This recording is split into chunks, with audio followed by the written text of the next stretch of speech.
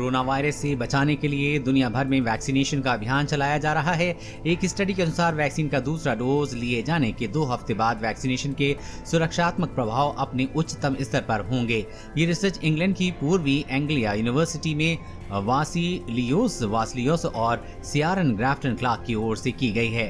कोविड-19 लक्षण के एक अध्ययन के अनुसार संक्रमण के 5 सबसे आम लक्षण होते हैं: सिर दर्द, नाक का बहना, छींकना, गले में खराश और गंध की कमी। इनमें से कुछ ऐसे भी लक्षण हैं जिनमें लोगों को इस तरह का अनुभव नहीं हुआ है।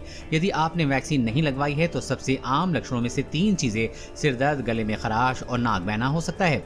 बुखार और खांसी आम लक्षण हैं। हालांकि बिना वैक्सीनेशन के 2 अन्य सबसे आम लक्षण बुखार और लगातार खांसी है। ये 2 क्लासिक कोविड-19 लक्षण आपके डोज लेने के बाद बहुत कम हो जाते हैं।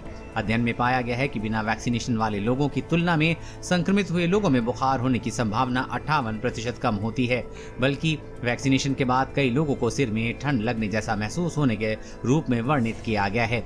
अगर कोई कोरोना संक्रमित होता है तो वैक्सीनेट लोगों के अस्पताल में भर्ती होने की संभावना बेहद कम होती है। बीमारी के शुरुआती चरणों के दौरान उनमें कम लक्षण होने की संभावना होती है और लंबे समय तक कोरोना विकसित होने की संभावना भी कम होती है। किसके रिस्क बढ़ता है?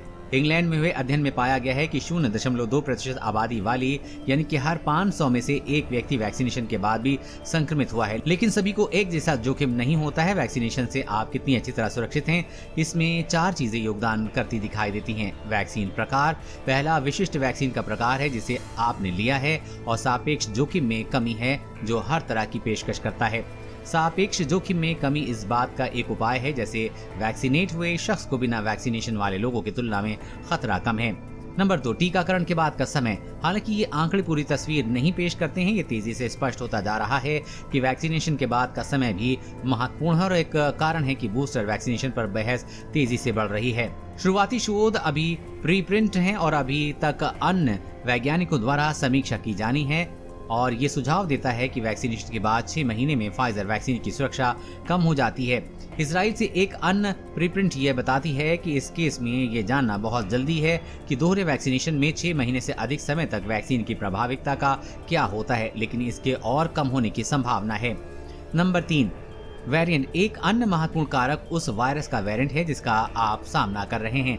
ऊपर दिए गए जोखिम में कमी की गणना बड़े पैमाने पर कोरोना वायरस के मूल रूप के खिलाफ वैक्सीन की टेस्टिंग करके की गई थी, लेकिन अब अल्फा वेरिएंट का सामना करना पड़ता है। तो इंग्लैंड के स्वास्थ्य विभाग के डेटा से पता चलता है कि फाइजर वैक्सीन की 2 डोज थोड़ी कम सुरक्षात्मक है, जिससे कोरोना के लक्षण होने का जोखिम 93% कम हो जाता है। डेल्टा के मुकाबले सुरक्षा स्तर और भी गिरकर 88% हो जाता है। एस्ट्राजेनेका वैक्सीन भी इस तरह से प्रभावित होती है। कोरोना लक्षण अध्ययन इस सब का समर्थन करता है। डेटा बताता है कि आपका दूसरा फाइजर डोज प्राप्त करने से 2 से 4 सप्ताह में डेल्टा का सामना करने पर आप में कोरोना लक्षण मिलने की संभावना लगभग 87% कम होती है। 4-5 महीने के बाद यह आंकड़ा गिरकर 77% पर आ जाता है। नंबर 4, आपका इम्यून सिस्टम। ये याद रखना महत्वपूर्ण है कि उपरोक्त आंकड़े एक आबादी में औसत जोखिम में कमी का उल्लेख करते हैं।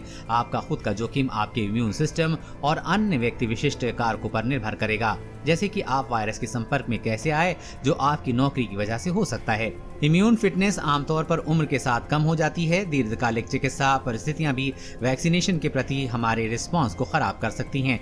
इसलिए बुजुर्ग लोगों या कमजोर इम्यून सिस्टम वाले लोगों के पास कोरोना के खिलाफ वैक्सीन प्रेरित सुरक्षा के निम्न स्तर हो सकते हैं या उनकी सुरक्षा अधिक से तेजी से कम हो सकती है। कोरोना वायरस और कोरोना वैक्सीन से जुड़ी हर अपडेट पाने के लिए चैनल को सब्सक्राइब करें।